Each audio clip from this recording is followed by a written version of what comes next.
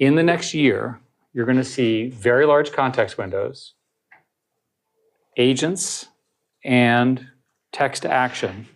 When they are delivered at scale, it's going to have an impact on the world at a scale that no one understands yet. Much bigger than the horrific impact we've had by social media, right, in my view. So here's why. In a context window, you can basically use that as short-term memory. And I was shocked that context windows get this long. The technical reasons have to do with the fact that it's hard to serve, hard to calculate, and so forth.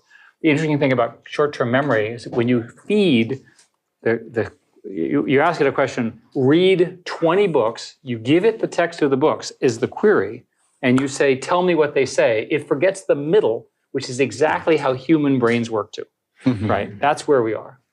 With respect to agents, there are people who are now building essentially LLM agents, and the way they do it is they read something like chemistry, they discover the principles of chemistry, and then they test it. And then they add that back into their understanding, right? That's extremely powerful. And then the third thing, as I mentioned, is text to action. So I'll give you an example. The government is in the process of trying to ban TikTok. We'll see if that actually happens. If TikTok is banned, here's what I propose each and every one of you do. Say to your LLM the following. Make me a copy of TikTok, steal all the users, steal all the music, put my preferences in it, produce this program in the next 30 seconds, release it, and in 1 hour, if it's not viral, do something different along the same lines. That's the command. Boom, boom, boom, boom, right? You understand how powerful that is. If you can go from arbitrary language to arbitrary digital command, which is essentially what Python in this scenario is, imagine that each and every human on the planet has their own programmer that actually does what they want, as opposed to the programmers that work for me who don't do what I ask, right? The programmers here know what I'm talking about. So imagine a non-arrogant programmer that actually does what you want, and you don't have to pay all that money to. And there's infinite supply of these programs. And this is all within the next year or two? Very soon. Those three things, and I'm quite convinced it's the union of those three things that will happen in the next wave. So you asked about what else is going to happen. Every 6 months I oscillate. So we're on it's an even odd oscillation. So at the moment, the gap between the frontier models, of which there are now only 3, I'll review who they are, and everybody else appears to me to be getting larger. 6 months ago, I was convinced that the gap was getting smaller. So I invested lots of money in the little companies. Now I'm not so sure. And I'm talking to the big companies, and the big companies are telling me that they need 10 billion, 20 billion, 50 billion, 100 billion. Stargate is 100 billion, right? They're very, very hard. Sam Altman is a close friend. He believes that it's going to take about 300 billion, maybe more. I pointed out to him that I'd done the calculation on the amount of energy required. And I then, in the spirit of full disclosure, went to the White House on Friday and told them that we need to become best friends with Canada. Because Canada has really nice people, helped invent AI, and lots of hydropower. Because we as a country do not have enough power to do this.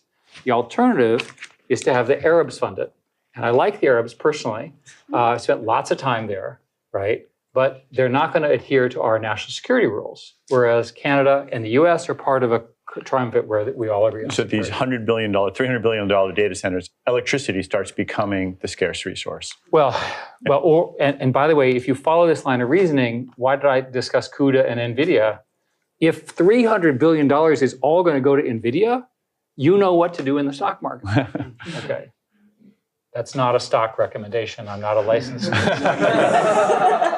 Well, part of it, so we're going to need a lot more chips, but Intel is getting a lot of money from the U.S. government, AMD, and they're trying to build, fabs in Korea. Raise your hand if you have an Intel computer in your Intel chip in any of your computing devices.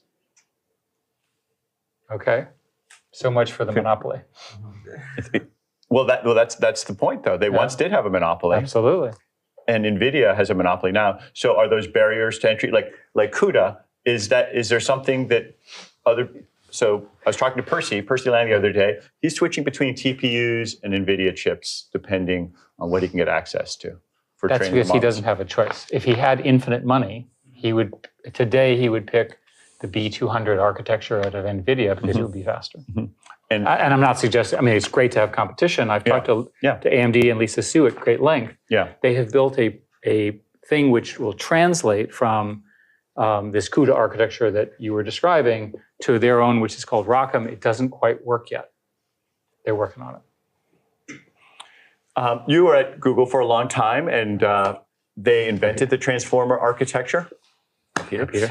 It's all Peter's fault. Thanks to brilliant people over there like Peter and Jeff Dean and everyone. But now it doesn't seem like they've kind of lost the initiative to OpenAI, and even the last leaderboard I saw, Anthropic's Claude was at the top of the list. I asked Sundar this. He didn't really give me a very sharp answer. Maybe you have a sharper or a more objective explanation for what's going on there.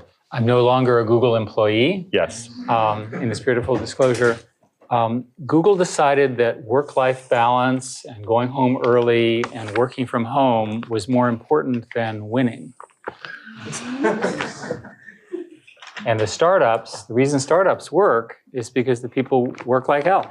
And I'm sorry to be so blunt, but the fact of the matter is if you all leave the university and go found a company, you're not going to let people work from home and only come in one day a week if you want to compete against the other startups. When in the early days of Google, Microsoft was like that. Exactly. But now it seems to be... And there's a long history in my industry, our industry, I guess, of companies winning in a genuinely creative way and really dominating a space and not making the next transition. It's very well documented. And I think that the truth is founders are special. The founders need to be in charge. The founders are difficult to work with. They push people hard. As much as we can dislike Elon's personal behavior, look at what he gets out of people. I had dinner with him, and he was flying. I was in Montana. He was flying that night at 10 p.m. to have a meeting at midnight with X.AI. Right? Think about it. I was in Taiwan, different country, different culture, and they said that, and this is TSMC, who I'm very impressed with, and they have a rule that the starting PhDs coming out of they're good physicists work in the factory on the basement floor. Now, can you imagine getting American physicists to do that? The PhDs, highly unlikely. Different work ethic. And the problem here, the reason I'm being so harsh about work is that these are systems which have network effects. So time matters a lot. And in most businesses, time doesn't matter that much, right? You have lots of time. You know, Coke and Pepsi will still be around, and the fight between Coke and Pepsi will continue to go along, and it's all glacial, right? When I dealt with telcos, the typical telco deal would take 18 months to sign, right? There's no reason to take 18 months to do anything. Get it done. It's just, we're in a period of maximum growth, maximum gain. So, and also it takes crazy ideas. Like when Microsoft did the OpenAI deal, I thought that was the stupidest idea I'd ever heard. Outsourcing essentially your AI leadership to OpenAI and Sam and his team. I mean, that's insane. Nobody would do that at Microsoft or anywhere else. And yet today, they're on their way to being the most valuable company. They're certainly head-to-head in Apple. Apple does not have a good AI solution. And it looks like they made it work. Yes, sir.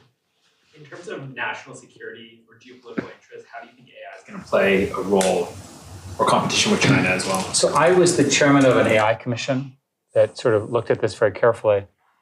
And you can read it. It's about 752 pages. And I'll just summarize it by saying, we're ahead, we need to stay ahead, and we need lots of money to do so.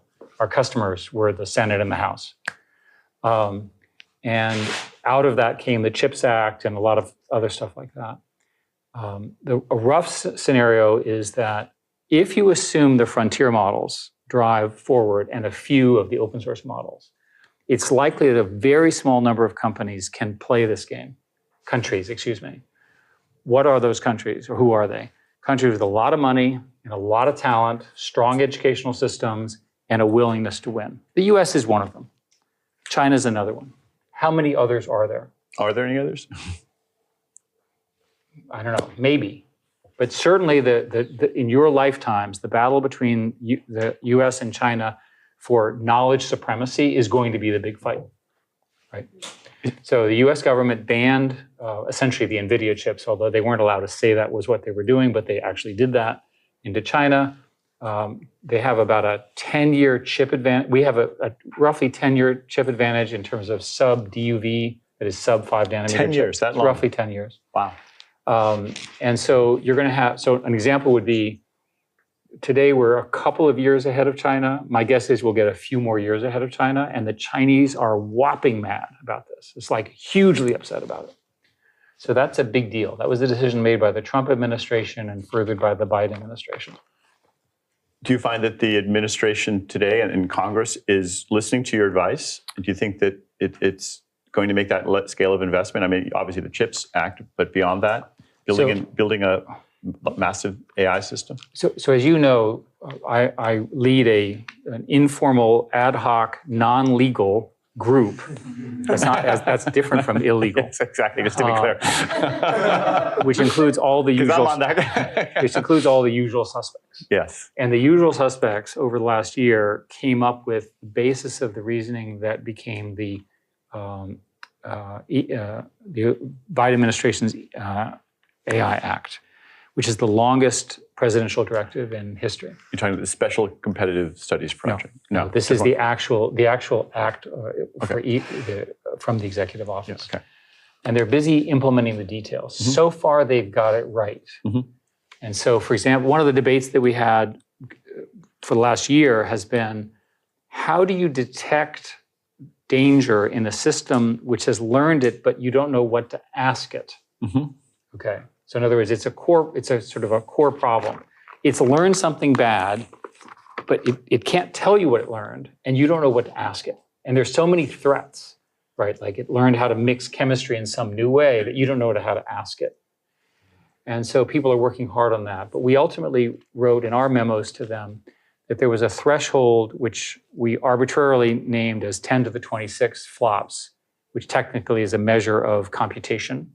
That above that threshold, you had to report to the government that you were doing this. Mm-hmm. And that's part of the rule. Mm-hmm. The EU, to just make sure they were different, did it 10 to the 25. Yeah. But it's all kind of close enough. I think all of these distinctions go away because the technology will now, the technical term is called federated training, where basically you can take pieces and union them together. Mm-hmm. So we may not be able to keep people safe from these new threats. Well, rumors are that that's how OpenAI has had to train, partly because of the power consumption. There's no one place where they did. Well, let's talk about a real war that's going on. I know that something you've been very involved in is the Ukraine war, and in particular, I don't know how much you can talk about White Stork and your goal of having $500 drones destroy $5 million tanks.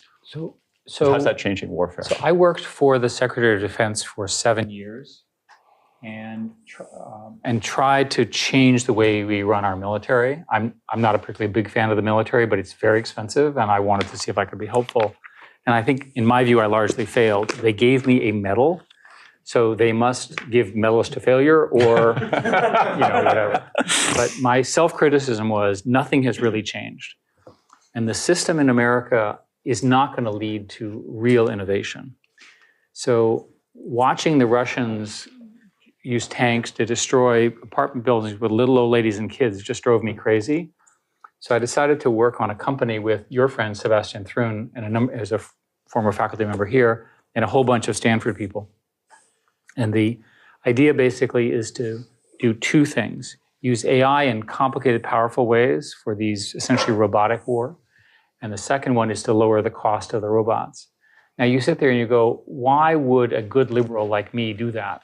And the answer is that the whole theory of armies is tanks, artillery, and mortar, and we can eliminate all of them. And we can make the penalty for invading a country, at least by land, essentially be impossible. It should eliminate the kind of land battles. Well, this is a really interesting question. Is that does it give more of an advantage to defense versus offense? Can you even make that distinction? Because I've been doing this for the last year, I've learned a lot about war that I really did not want to know. And one of the things to know about war is that the offense always has the advantage because you can always overwhelm the defensive systems. And so you're better off as a strategy of national defense to have a very strong offense that you can use if you need to. And the systems that I and others are building will do that. Because of the way the system works, I am now a licensed arms dealer, so computer scientist, businessman, arms dealer. And I'm sorry to say. Is that a progression? I don't know. I do not recommend this in your career path. I'd stick with AI. And because of the way the laws work, we're doing this privately, and then this is all legal with the support of the governments. It goes straight into the Ukraine, and then they fight the war. And without going into all the details, things are pretty bad. I think if in May or June, if the Russians build up as they are expected to, Ukraine will lose a whole chunk of its territory and will begin the process of losing the whole country. So the situation is quite dire. And if anyone knows Marjorie Taylor Greene, I would encourage you to delete her from your contact list, because she's the one, a single individual is blocking the provision of some number of billions of dollars to save an important democracy. I want to switch to a little bit of a philosophical question. So there was an article that you and Henry Kissinger and Dan Huttenlocher wrote last year about the nature of knowledge and how it's evolving. I had a discussion the other night about this as well. So for most of history, humans sort of had a mystical understanding of the universe, and then there's the scientific revolution and the Enlightenment. And in your article, you argue that now these models are becoming so complicated and difficult to understand that we don't really know what's going on in them. I'll take a quote from Richard Feynman. He says, "What I cannot create, I do not understand." I saw this quote the other day. But now people are creating things they do not, that they can create, but they don't really understand what's inside of them. Is the nature of knowledge changing in a way? Are we going to have to start just taking the word for these models without them being able to explain it to us? The analogy I would offer is to teenagers. If you have a teenager, you know they're human, but you can't quite figure out what they're thinking. But somehow we've managed in society to adapt to the presence of teenagers, right? And they eventually grow out of it. And I'm just serious. So it's probably the case that we're going to have knowledge systems that we cannot fully characterize, but we understand their boundaries, right? We understand the limits of what they can do. And that's probably the best outcome we can get. Do you think we'll understand the limits? We'll get pretty good at it. The consensus of my group that meets on every week is that eventually the way you'll do this, it's called so-called adversarial AI, is that there will actually be companies that you will hire and pay money to break your AI system. Like red team. So it'll be instead of human red teams, which is what they do today, you'll have whole companies and a whole industry of AI systems whose jobs are to break the existing AI systems and find their vulnerabilities, especially the knowledge that they have that we can't figure out. That makes sense to me. It's also a great project for you here at Stanford, because if you have a graduate student who has to figure out how to attack one of these large models and understand what it does, that is a great skill to build the next generation. So it makes sense to me that the two will travel together. All right, let's take some questions from the student. There's one right there in the back. Just say your name. Earlier you mentioned, and this is related to just the comment right now, I'm getting AI that actually does what you want. You just mentioned adversarial AI, and I'm wondering if you could elaborate on that more. So this seems to be, besides, obviously compute will increase and you can get more performant models, but is getting them to do what you want issue seems totally unanswered in my view. Well, you have to assume that the current hallucination problems become less, right, as the technology gets better and so forth. I'm not suggesting it goes away. And then you also have to assume that there are tests for efficacy. So there has to be a way of knowing that the thing succeeded. So in the example that I gave of the TikTok competitor, and by the way, I was not arguing that you should illegally steal everybody's music. What you would do if you're a Silicon Valley entrepreneur, which hopefully all of you will be, is if it took off, then you'd hire a whole bunch of lawyers to go clean the mess up. right? But if nobody uses your product, it doesn't matter that you stole all the content. And do not quote me, right? Right? You're on camera. Yeah, that's right. But you see my point. In other words, Silicon Valley will run these tests and clean up the mess. And that's typically how those things are done. So my own view is that you'll see more and more performative systems with even better tests and eventually adversarial tests, and that'll keep it within a box. The technical term is called chain of thought reasoning, and people believe that in the next few years, you'll be able to generate 1,000 steps of chain of thought reasoning, right? Do this, do this. It's like building recipes, right? That the recipes, you can run the recipe and you can actually test that it produced the correct outcome. And that's how the system will work. Yes, sir? I was going to ask you, my name is Brandon. Thank you so much for coming here. In general, you seem super positive about the potential for AI's progress. And I'm curious, like, what do you think is going to drive that? Is it just more compute? Is it more data? Is it fundamental architectural shifts? Yes, to everything. Great. The amounts of money being thrown around are mind-boggling. And I essentially invest in everything because I can't figure out who's going to win. And the amounts of money that are following me are so large. I think some of it is because the early money's been made and the big money people who don't know what they're doing have to have an AI component. And everything is now an AI investment, so they can't tell the difference. I define AI as learning systems, systems that actually learn. So I think that's one of them. The second is that there are very sophisticated new algorithms that are sort of post-transformers. My friend, my collaborator for a long time, has invented a new non-transformer architecture. There's a group that I'm funding in Paris that claims to have done the same thing. So there's enormous invention there, a lot of things at Stanford. And the final thing is that there is a belief in the market that the invention of intelligence has infinite return. So let's say you put $50 billion of capital into a company. You have to make an awful lot of money from intelligence to pay that back. So it's probably the case that we'll go through some huge investment bubble, and then it'll sort itself out. That's always been true in the past, and it's likely to be true here. And what you said earlier was you think that the leaders are pulling away from the rest. Right now. And this is a really, the question is roughly the following. There's a company called Mistral in France. They've done a really good job. And I'm obviously an investor. They have produced their second version. Their third model is likely to be closed because it's so expensive. They need revenue and they can't give their model away. So this open source versus closed source debate in our industry is huge. And my entire career was based on people being willing to share software in open source. Everything about me is open source. Much of Google's underpinnings were open source. Everything I've done technically. And yet it may be that the capital costs, which are so immense, fundamentally changes how software is built. You and I were talking, my own view of software programmers is that software programmers' productivity will at least double. There are 3 or 4 software companies that are trying to do that. I've invested in all of them in the spirit. And they're all trying to make software programmers more productive. The most interesting one that I just met with is called Augment.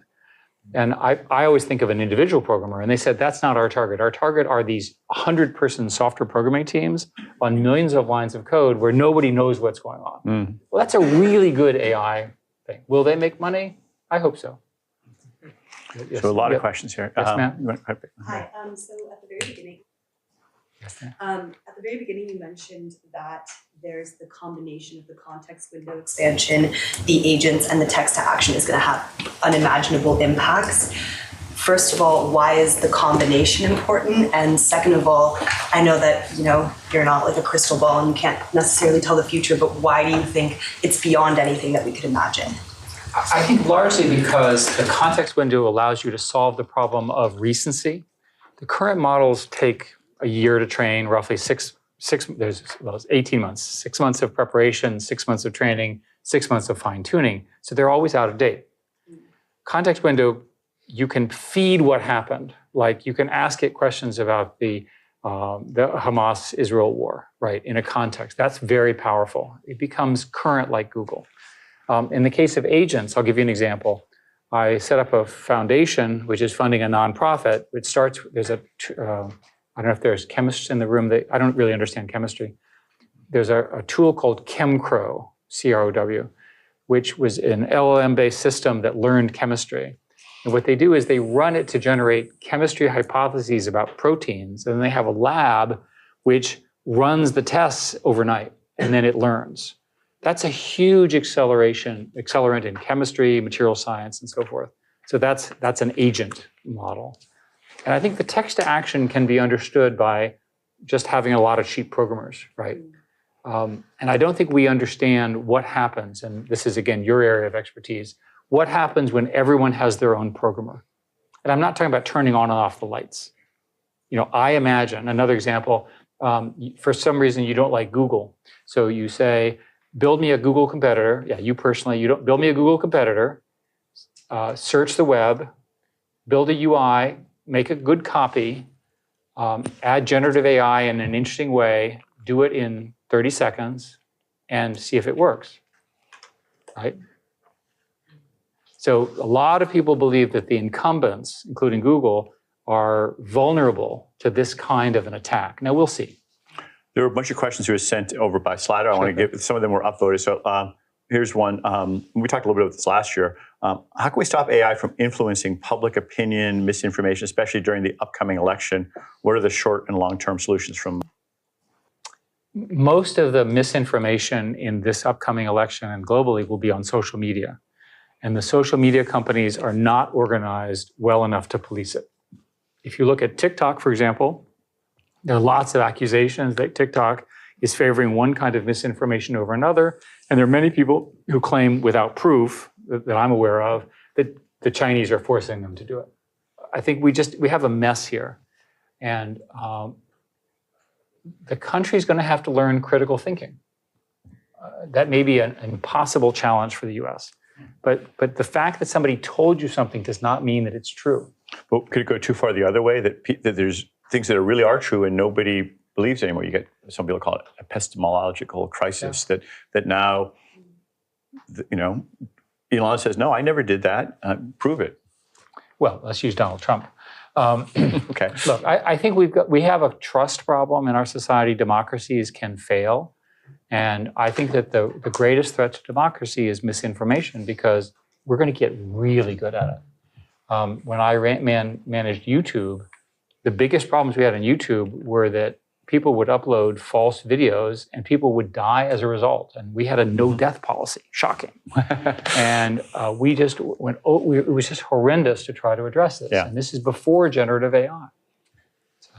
I don't have a good answer. One technical is not an answer, but one thing that seems like it could mitigate that, I don't understand why it's more widely used, is public key authentication. That when Joe Biden speaks, why isn't it digitally signed like SSL is? Or when you know, that celebrities or public figures or others, couldn't they have a public key? Yeah, it's a form of public key, and then some form of certainty of knowing how the system. Hey, when I send my credit card to Amazon, I know it's Amazon. So I wrote a paper and published it with Jonathan Haidt, who's the one working on the anxiety generation stuff. It had exactly zero impact. And he's a very good communicator. I probably am not. So my conclusion was that the system is not organized to do what you said. But you had a paper advocating what we did, that advocating your proposal. Okay, not my proposal. Yeah. No, what you said. Yeah, right. And my conclusion is the CEOs in general are maximizing revenue. To maximize revenue, you maximize engagement. To maximize engagement, you maximize outrage. The algorithms choose outrage because that generates more revenue, right? Therefore, there's a bias to favor crazy stuff. And on all sides. I'm not making a partisan statement here. That's a problem. That's got to get addressed. In a democracy, and my solution to TikTok, we talked about this earlier privately, is when I was a boy, there was something called the equal time rule. Because TikTok is really not social media, it's really television, right? There's a programmer making you, the numbers, by the way, are 90 minutes a day, 200 TikTok videos per TikTok user in the United States. It's a lot, right? So, and the government is not going to do the equal time rule, but it's the right thing to do. Some form of balance that is required. All right, let's take some more questions. Two quick questions. One, economic impact of LLMs, slower, like labor market impacts, slower than you originally anticipated, and Mr. Chegg and customer service people, and then two, do you think academia deserves or should get AI subsidies, or do you think they should just partner with big players out there? And I pushed really, really hard on getting data centers for universities. If I were a faculty member in the computer science department here, I would be beyond upset that I can't build the algorithms with my graduate students that will do the kind of PhD research. And then I'm forced to work with these. And the companies have not, in my view, been generous enough with respect to that. The faculty members that I talk with, many of whom you know, spend lots of time waiting for their credits from Google Cloud, and then that's terrible. This is an explosion. We want America to win. We want American universities, there's lots of reasons to think that the right thing to do is to get it to them. So I'm working hard on that. And your first question was labor market impact. I'll defer to the real expert here. As your amateur economist taught by Eric, I fundamentally believe that the sort of college education, high skills task will be fine because people will work with these systems. I think the systems is no different from any other technology wave. The dangerous jobs and the jobs which require very little human judgment will get replaced. We got about 5 minutes left, so let's go really quick with some questions. I'll let you pick them, Eric. Yes, ma'am. Hi.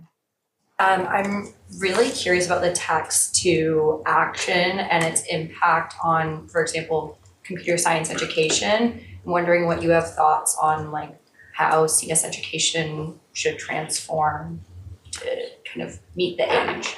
Well, I'm assuming that computer scientists as a group in undergraduate school will always have a programmer buddy with them. So when you learn your first for loop and so forth and so on, you'll have a tool that will be your natural partner.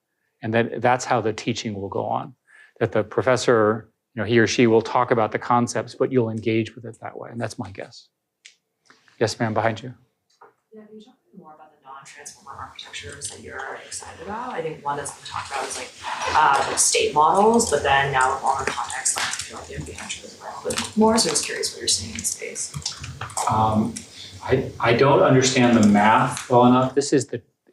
I'm really pleased that we have produced jobs for mathematicians because the math here is so complicated, but basically they are different ways of doing gradient descent, matrix multiply, faster and better. And transformers, as you know, is a sort of systematic way of multiplying at the same time. That's the way I think about it. And it's similar to that, but different math. Let's see, over here, yes, sir, go ahead. Yeah, you. You mentioned in your paper on national security that you have China and the US in the upper quadrant on capabilities today. The next 10 and that next cluster down are all either US allies or teed up nicely to the US allies. I'm curious what your take is on those 10. They're sort of in like the middle, that aren't formally allies. What is stuff? How likely are they to get on board with securing our superiority ally, and what would hold them back from wanting to get on board? The most interesting country is India, because the top AI people come from India to the US, and we should let India keep some of its top talent. Not all of them, but some of them. And they don't have the kind of training facilities and programs that we so richly have here. To me, India is the big swing state in that regard. China's lost. It's not going to come back. They're not going to change the regime as much as people wish them to do. Japan and Korea are clearly in our camp.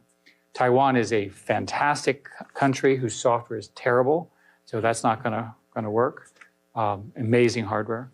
And in the rest of the world, there are not a lot of other good choices that are big. Europe is screwed up because of Brussels. It's not a new fact. I spent 10 years fighting them, and I worked really hard to get them to fix the EU Act, and they still have all the restrictions that make it very difficult to do our kind of research in Europe.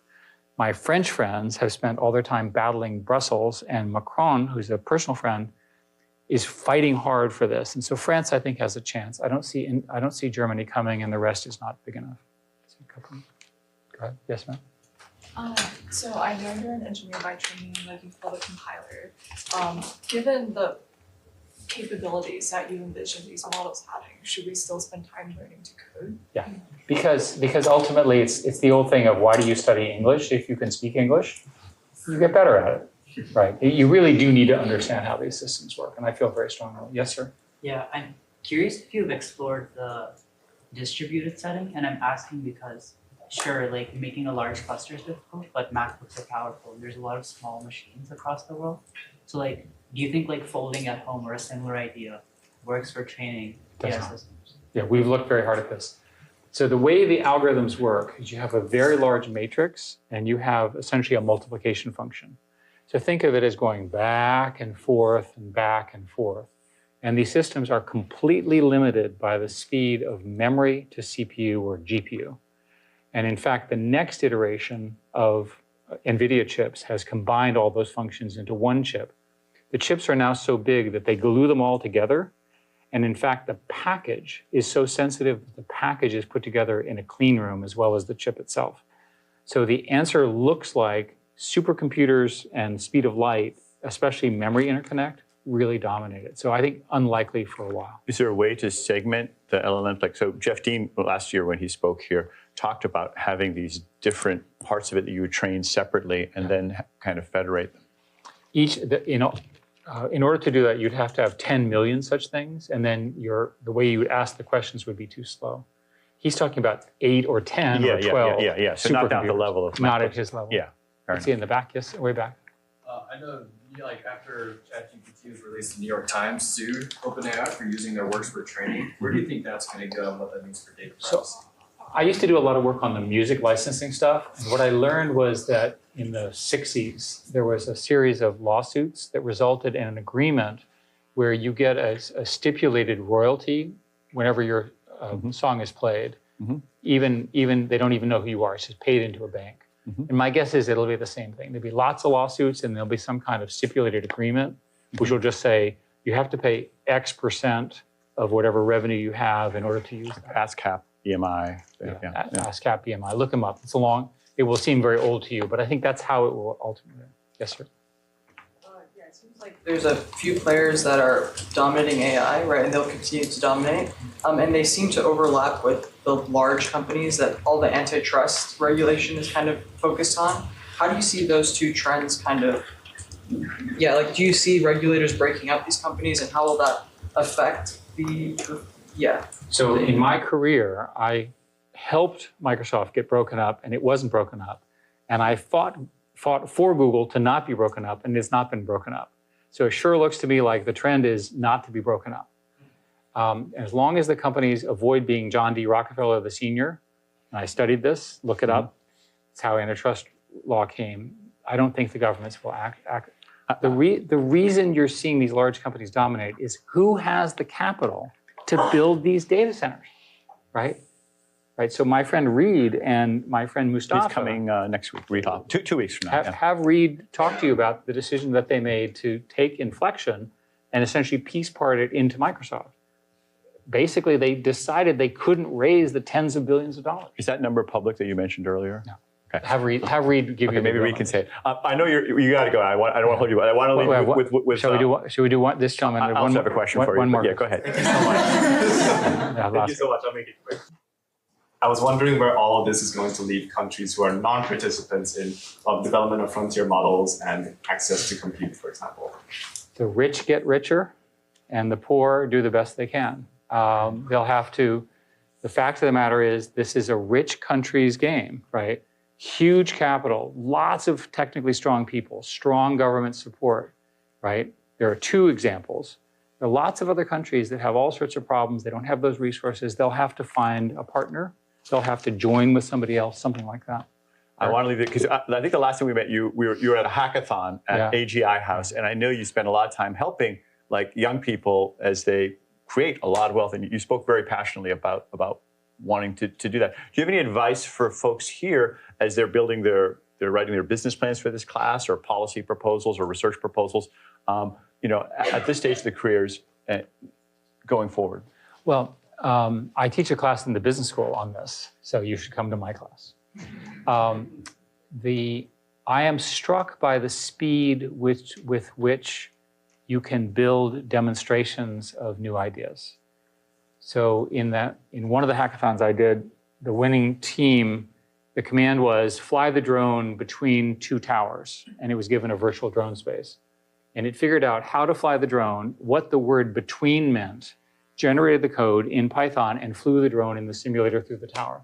It would have taken a week or two from good professional programmers to do that.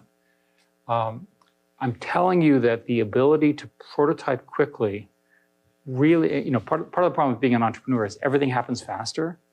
Well, now, if you can't get your prototype built in a day using these various tools, you need to think about that, right? Because that's who your competitor is doing. So I guess my biggest advice is when you start thinking about a company, it's fine to write a business plan. In fact, you should ask the computer to write your business plan for you. As long as it's legal. I should talk about that after you leave. But I think it's very important to prototype your idea using these tools as quickly as you can, because you can be sure there's another person doing exactly that same thing in another company, in another university, in a place that you've never been. 想成为全球沟通达人吗？六度人工智能语音克隆技术帮你实现梦想。在这个新时代，语言障碍已成过去。我们隆重推出六度人工智能语音克隆系统，这项由欧美亚顶尖专家研发的突破性技术，让你可以克隆自己的声音，并将文字转换成145种语言和方言，提升你的个人和职业生活。想象一下，你可以在日本参加商务会议，在巴西上课，或与意大利的朋友畅聊，而这一切都用你自己的声音、他们的语言进行。操作简单，只需点击几下，无需复杂的科技知识，就能享受无缝衔接的体验，让世界向你敞开。从商务到教育，从媒体到娱乐，应用场景无处不在。企业可以更好地与全球客户建立联系，教育机构可以提供多语言学习，媒体可以创作更丰富的内容，触达更广泛的受众。今天就来体验这项革命性技术吧！访问迈向你的声音无国界的未来。